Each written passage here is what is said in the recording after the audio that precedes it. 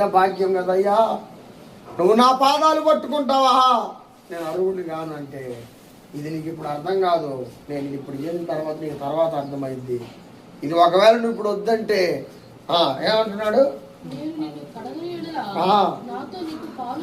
ఆ మాట ఎప్పుడైతే అన్నాడో, అయ్యా కాళ్ళే కాదయ్యా, ప్రభువా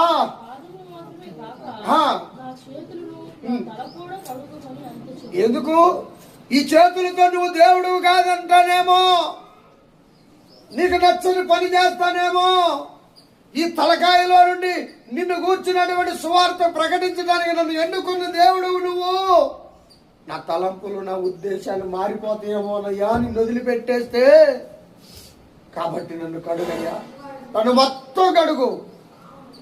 చెప్పగానే చెట్టుక్కున లోబడి మనసు మార్చుకొని దేవునితో నడవగలిగే సామర్థ్యం ఒక పేతురికే ఉంది. చప్పట్లు కొట్టండి.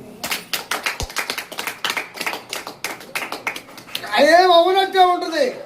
తక్కువ యేసయ్య చెప్పాడంటే అది ఏదైనా సరే వెంటనే మార్చేసుకుంటానికి పేతురు సమర్థుడు. పిల్లారా, ఆ మాటలు చెప్పుకుంటూ ప్రభు వెళ్తున్నాడు. ఆ మాటలు చెప్పుకుంటూ వెళుతూ తాను 11వ వచనం, తాను అప్పగించను వాని